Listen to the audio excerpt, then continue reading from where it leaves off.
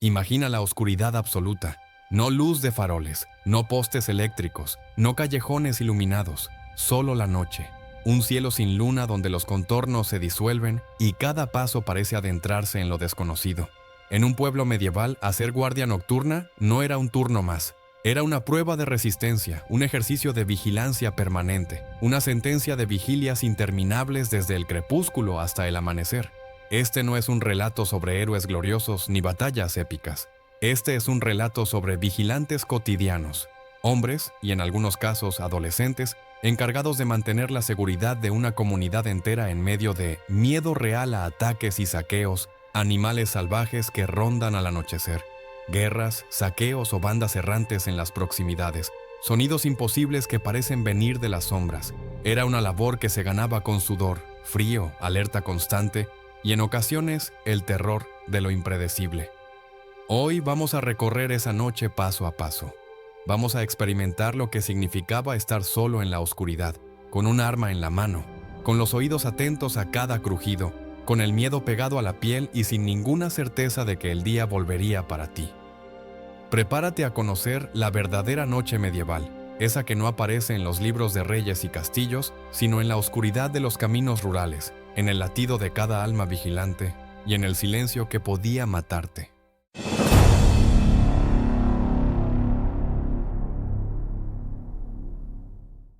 Antes de entender cómo se hacía la guardia, hay que entender por qué existía. Un pueblo medieval no era un espacio seguro por defecto. No tenía policías, muros defensivos permanentes, alumbrado público ni sistemas de comunicación instantánea.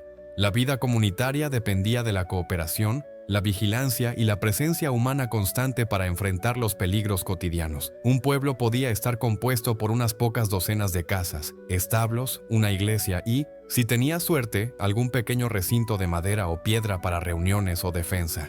La noche podía separar ese reducido mundo de todo lo demás. Además, el entorno físico contribuía a la sensación de vulnerabilidad. Caminos sin pavimentar que se convertían en lodo, arroyos oscuros que parecían gorgolear secretos, bosques cercanos que ocultaban animales y bandidos, viento que entraba por rendijas produciendo sonidos que nadie sabía interpretar. Pero esa vulnerabilidad no era solo ambiental, era también social y política. Las amenazas reales podían venir desde muy cerca. Bandas de bandidos desplazadas por guerras o falta de sustento, cabalgadas de soldados en tránsito, clanes rivales reclamando tierras o recursos, animales salvajes que descendían de los bosques en busca de alimento, incendios accidentales que podían comenzar en cualquier establo o granero. Era un entorno donde el concepto de seguridad no existía como algo garantizado. La guardia nocturna era la respuesta más directa que tenía una comunidad para intentar protegerse de lo impredecible. La guardia no era un lujo, era una necesidad que marcaba la diferencia entre vivir o despertar ante una tragedia. En ese contexto de miedo, oscuridad y riesgo constante, el acto de vigilar un pueblo cuando los últimos rayos de sol desaparecían se convertía en una de las labores más esenciales y menos entendidas de la Edad Media. Cuando el sol se oculta, no hay margen para improvisar. El vigía nocturno de un pueblo medieval no podía simplemente presentarse. Tenía que estar equipado con herramientas que, en ese contexto, significaban la diferencia entre la supervivencia y la tragedia. Y ese equipo no era casualidad ni moda, era función pura, diseñada para un mundo donde la oscuridad era más peligrosa que la guerra misma. El arma básica de un vigilante no era un arma de honor ni de desfile. Era una herramienta de defensa esencial, lanza o jabalina corta, ligera, útil para mantener distancia con un atacante o un animal salvaje sin exponerse demasiado, y eficaz contra hostigadores que se acercaran con intención de saquear. Espada corta o cuchillo de combate.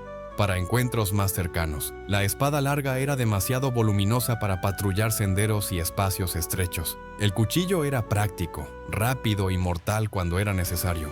Garrote o porra.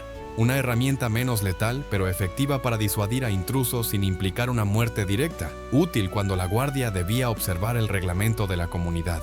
El vigía también llevaba herramientas diseñadas para señalar, alertar y comunicar.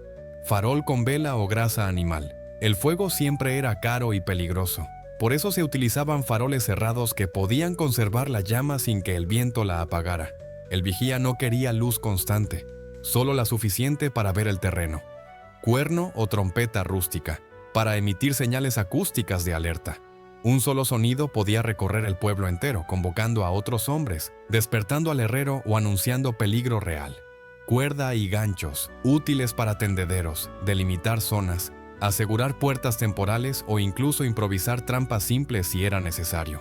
La noche medieval en un pueblo era un enemigo silencioso tan temible como cualquier banda de asaltantes. Era fría, húmeda, implacable. El vigía lo sabía, y su vestimenta lo reflejaba. Capa gruesa de lana, para protegerse del viento helado y las ráfagas repentinas. La lana era pesada, sí, pero aislaba incluso cuando estaba húmeda. Gorro o capucha ajustada. La cabeza pierde calor rápidamente. Mantenerla cubierta reducía la fatiga, las migrañas nocturnas y la posibilidad de congelamiento leve. Guantes de cuero, necesarios para manejar cuerdas, armas o cualquier herramienta sin perder movilidad por el frío.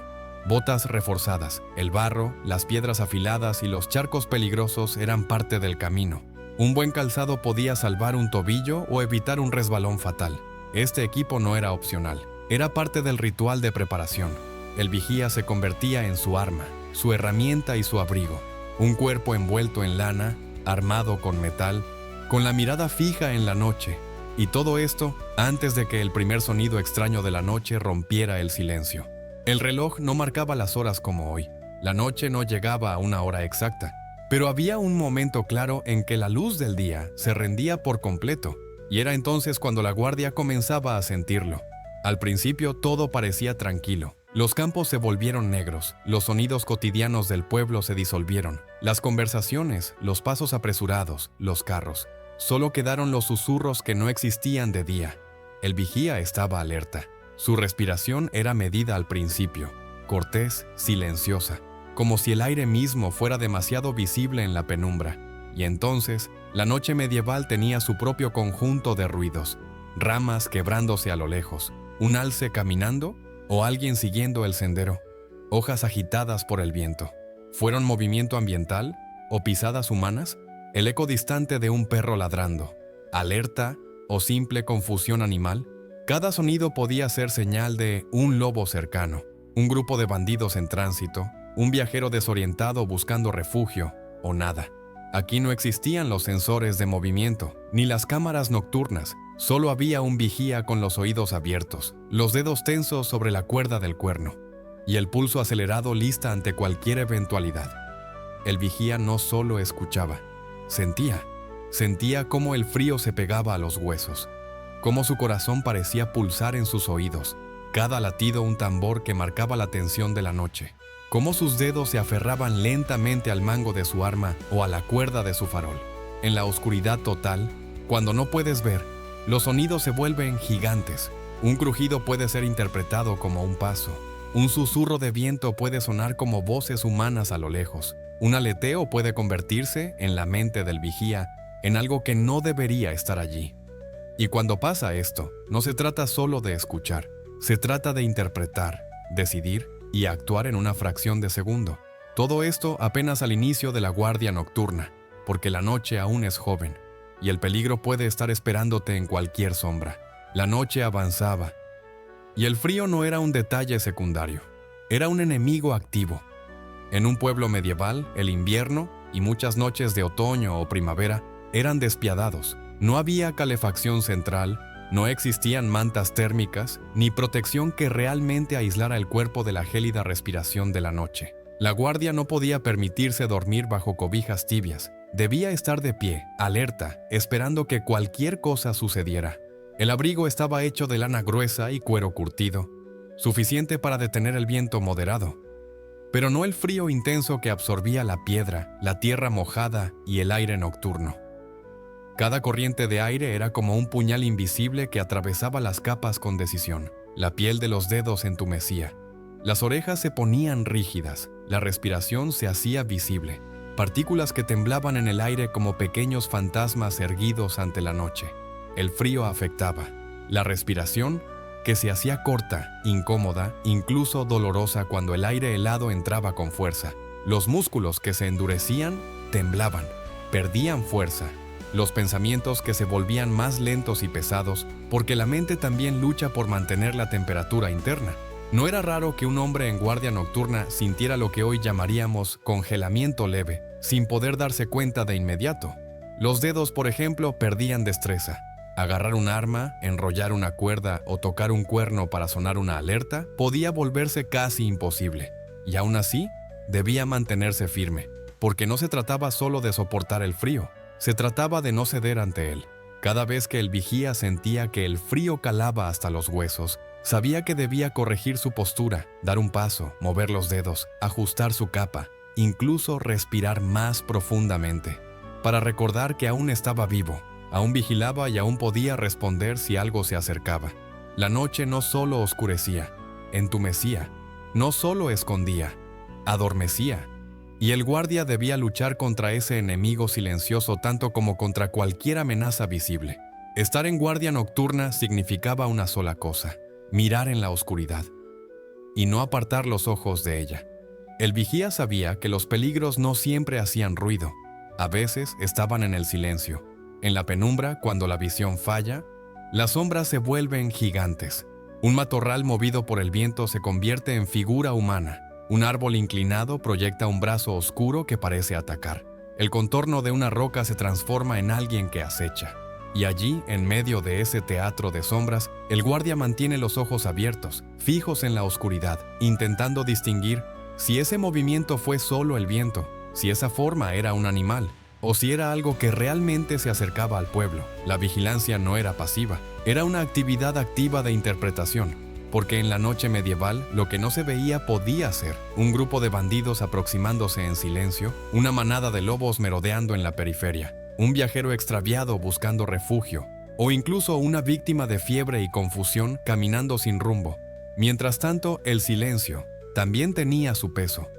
No se trataba simplemente de ausencia de sonido.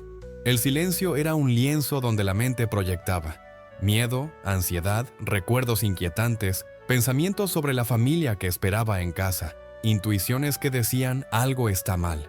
Y cada minuto sin sonido era otro minuto en el que el guardia debía resistir la tentación de pensar que la noche había terminado, cuando en realidad todo estaba por suceder. La vigilancia implicaba mantener la mirada firme, observar el mínimo cambio en la oscuridad, escuchar cada crujido, sentir cada brisa, y no dejar que el corazón dictara conclusiones precipitadas. Porque en la noche medieval, el silencio era una trampa, podía significar calma, o la antesala del peligro más real. Y el guardia debía permanecer allí con los ojos abiertos, mirando las sombras, esperando y temiendo cada segundo. La noche no se vigilaba desde un solo punto.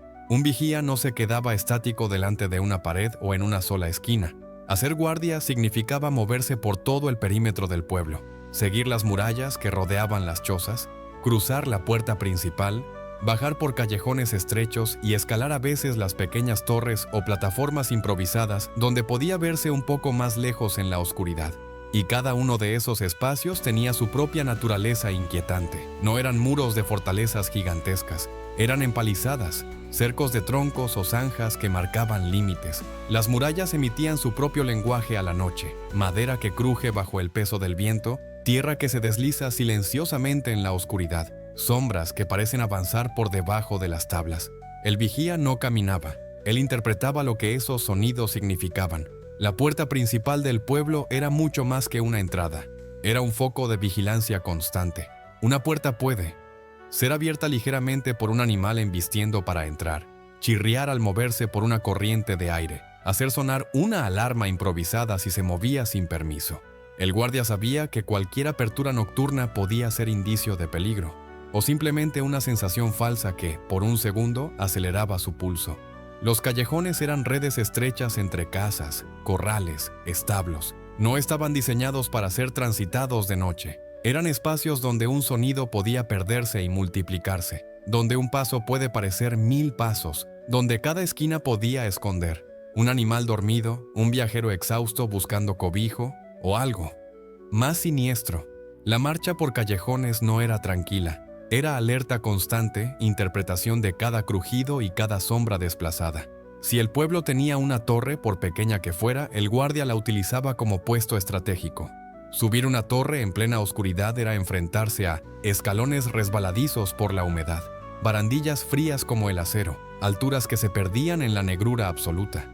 Desde allí arriba, el vigía no veía claros contornos, veía siluetas, contrastes, brillos posibles de ojos animales o antorchas lejanas, y tenía que decidir, ¿era amenaza o solo viento reflejándose? Recorrer esos espacios no era simplemente moverse, era interpretar el terreno, anticipar el peligro y memorizar cada sonido, cada variación de la oscuridad. Porque más adelante, quizás, ese mismo lugar sería escenario de un enfrentamiento real. No existían faroles eléctricos, no había candiles seguros ni sistemas de iluminación artificial moderna. La luz en la guardia nocturna medieval provenía de antorchas encendidas con grasa animal, pequeñas brasas llevadas en recipientes cerrados, o en tiempos excepcionales, una vela dentro de un farol improvisado. Pero ninguna de estas ofrecía más que un halo débil en medio de la noche total. Una antorcha era un arma de doble filo. Por un lado, proporcionaba luz suficiente para ver un pequeño radio de terreno. Por otro, el fuego era visible desde lejos. Eso significaba que cualquier luz podía alertar a extraños, viajeros perdidos o posibles enemigos observando desde la distancia. La llama titilante proyectaba sombras que se movían con su vibración. Eran formas que parecían vivas, siempre listas para engañar la mente del guardia. En algunos casos, el vigía llevaba pequeños recipientes con brasas encendidas que duraban más que una antorcha liviana, pero daban una luz aún más tenue. Eran útiles para iluminar inscripciones o marcas en puertas, identificar senderos superficiales y permitir una visión momentánea de lo inmediato, pero nunca eran suficientes para disipar la oscuridad completa.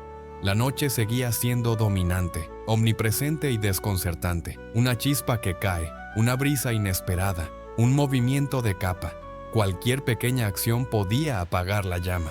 Y la transición de luz a oscuridad total no era solo visual, era psicológica. El guardia pasaba de ver contornos y formas a enfrentar un vacío absoluto, donde solo quedaban su respiración, el latido de su corazón y la expectativa de lo que estaba más allá de donde la luz podía llegar. La luz tenue de las antorchas no iluminaba, revelaba inquietudes, amplificaba la oscuridad y obligaba al vigía a aprender algo esencial. No se vigila con la luz, se vigila a través de ella. Nada de lo que se veía en esa luminiscencia era completo. Todo estaba parcialmente oculto, parcialmente revelado. Y completamente intimidante. Estar de guardia no era simplemente mirar en la oscuridad. Era un ejercicio constante de atención, interpretación y anticipación. El vigía sabía que su trabajo requería no solo ojos abiertos, sino una mente que pudiera leer la noche como un texto ambiguo. Mientras otros dormían, su mirada se movía de un punto a otro, nunca fija, siempre buscando señales. No había luces brillantes, solo zonas de oscuridad más densa o más tenue. El vigía aprendía a diferenciar formas que se movían por el viento, sombras que eran simples árboles o arbustos, o figuras reales que avanzaban con pasos calculados. Para detectar una amenaza real tenía que reconocer patrones. Un solo sonido era inquietante, 2 era sospechoso, 3 era una alerta latente. El vigía contaba, pasos repetidos en la misma dirección, ramas que crujían bajo peso real, murmullos que no podía atribuir al viento. La vigilancia activa implicaba un proceso mental casi mecánico. Registrar un estímulo, un sonido, reflejo de luz, movimiento, compararlo con lo esperado. ¿Es habitual para esa hora? Evaluar contexto, viento, animales, vecinos que regresan a casa, determinar acción, alertar, seguir observando, acercarse. Este proceso ocurría en segundos, una y otra vez. Además, el vigía no estaba solo. En muchos pueblos, la guardia se organizaba en turnos rotativos. El que estaba en un punto, al cabo de una hora, era reemplazado por otro. Pero mientras esperaba su turno, escuchaba, memorizaba patrones sonoros y observaba cómo la noche crecía en silencio. Conforme avanzaba la madrugada, la oscuridad se volvía más profunda, los cuerpos se entumecían, y la mente presionaba para encontrar sentido a lo que quizá no lo tenía. En ese punto, separar el ruido natural del posible peligro se convertía en una habilidad esencial. A menudo la diferencia entre una noche tranquila y un desastre. La vigilancia activa también significaba adaptarse al terreno. Un sendero abierto tenía más riesgo de paso humano que un bosque denso. Una cerca rota era una debilidad que debía ser observada con más frecuencia. El vigía aprendía a priorizar zonas, a moverse sin hacer ruido, a usar la tenue luz de una antorcha para iluminar solo lo necesario. Estar alerta era un estado físico y mental, no solo rechazar el sueño, sino mantener una interpretación continua de los estímulos, aun cuando el cuerpo gritara por descanso. A pesar de toda la vigilancia, tarde o temprano, un vigía medieval se enfrentaba a algo inesperado. Una figura en las sombras, un sonido que no encajaba, una presencia humana en falta de explicación. Cuando algo así ocurría, el tiempo parecía ralentizarse. El vigía veía un movimiento entre la maleza. No estaba seguro. Sus sentidos luchaban entre confundir y confirmar. En esos momentos todo dependía de decisiones inmediatas. Si la figura apareció a distancia, quizá a la luz de una luna débil o de una antorcha propia del vigía, ese primer contacto visual era crucial. ¿Era un vecino que regresaba tarde? ¿Un viajero perdido? ¿O una amenaza de verdad? Antes de que la mente racional tuviera tiempo de pensar, el cuerpo ya había reaccionado. La mano en el arma, un paso ligero hacia atrás, la respiración contenida, la alerta pronta para gritar o soplar el cuerno. Si lo que emergía de la oscuridad se acercaba con intenciones hostiles, un ladrón, un enemigo del pueblo, una banda informada de una debilidad, el combate podía ser inevitable. En ese breve lapso, el vigía tenía que evaluar distancia, decidir si usar arma letal o solo disuasoria, gritar para alertar a otros, moverse hacia un terreno más ventajoso.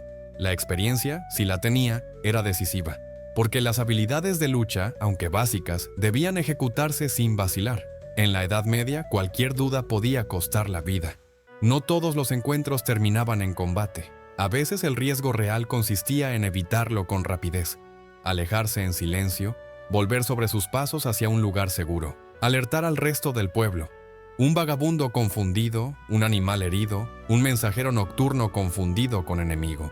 Cualquiera de estas situaciones podía terminar en pánico si el vigía no tomaba una decisión rápida y precisa. Las repercusiones no eran triviales. Un error podía significar un herido en el pueblo, una alarma innecesaria que desvelaba a toda la comunidad, un enemigo real que escapaba o causaba daño. Pero una respuesta efectiva podía significar salvar puertas, proteger vidas o detener una amenaza antes de que ocurriera el desastre. Y en ese choque de segundos, el vigía medieval aprendía la lección más dura. La noche no espera, las decisiones tampoco. Y la supervivencia depende de cómo respondes cuando todo lo inesperado se materializa frente a ti. Para quienes hacían guardia nocturna en un pueblo medieval, el peso de la responsabilidad no era una metáfora, era una sentencia tangible. No eran vigilantes voluntarios que podían dormirse sin consecuencias. No eran solo ojos en la noche. Eran la primera y a menudo la única línea de defensa de toda la comunidad. Y si fallaban, el ganado podía ser robado, herido o perdido, afectando la supervivencia económica de familias enteras. Una banda de asaltantes podía arrasar casas y humillar a los habitantes. Un incendio podía desbordarse sin ser detectado, consumiendo estructuras de madera en minutos o, peor aún, una amenaza mortal podía alcanzar a familias dormidas sin aviso alguno. Dormir un segundo más de la cuenta no era una falla leve, era un fallo con consecuencias reales, porque en esa época, la diferencia entre la vida y la muerte estaba en un sonido detectado, una sombra interpretada correctamente, una alarma tocada a tiempo. Por eso los vigías se entrenaban unos a otros. Por eso los pobladores observaban con respeto, a veces mezcla de miedo, a quien tomaba turno. Por eso las guardias se tomaban por turnos bien repartidos, aunque muchos sabían que el cuerpo traiciona al espíritu cuando el cansancio te doblega. La responsabilidad era total porque no existía red de seguridad más allá de tu atención, tu alerta y tu decisión en el momento más inesperado. Si dormías, el pueblo podía arder. Si dudas, hasta puede que no tengas oportunidad de reaccionar. Si ignoras un crujido, puede que sea el sonido que marque el desastre. La guardia nocturna no era simplemente vigilancia. Era vigilancia con conciencia completa de que su labor de día se contaba en vidas que despertaban al amanecer, o en silencios trágicos que ya no tenían vuelta atrás. La noche medieval es algo que hoy podemos imaginar, leer o describir, pero pocas experiencias históricas penetran tan profundamente como la guardia nocturna, porque hacer guardia no era una actividad puntual, era una prueba de resistencia física, claridad mental y voluntad invencible. Era levantarse cuando el mundo dormía, Era escuchar cuando el silencio parecía envolverlo todo. Era sostener la luz tenue de una antorcha cuando la oscuridad amenazaba con tragarte. Era interpretar sombras, sonidos y sensaciones, cuando nada podía verse con claridad. Y sobre todo, era saber que cada segundo de alerta podía salvar vidas. Hacer guardia no era una anécdota, era una historia de miedo, de disciplina, de sacrificio y de un compromiso extremo con la seguridad de la comunidad. Aquellos hombres que mantuvieron vigilia en noches medievales no lo hicieron por gloria, lo hicieron por obediencia, por deber, por miedo y en muchos casos por solidaridad con sus vecinos. La noche era larga, impredecible, pero también enseñaba algo profundo. El peligro acecha en la ausencia de luz, pero también en la ausencia de vigilancia. Después de este viaje por el frío, el silencio, los sonidos imposibles y la tensión constante, te pregunto, si te tocará hacer guardia esta noche, ¿cuánto tiempo aguantarías? Déjalo en los comentarios. Si este video te impactó, suscríbete para más historias del pasado que no se cuentan en los libros de historia escolar. Dale like, comparte y cuéntale a alguien que ame descubrir cómo era vivir realmente en otras épocas. Nos vemos en el próximo viaje al pasado. Y recuerda, la historia no solo se aprende, se siente, se respira y a veces se vigila.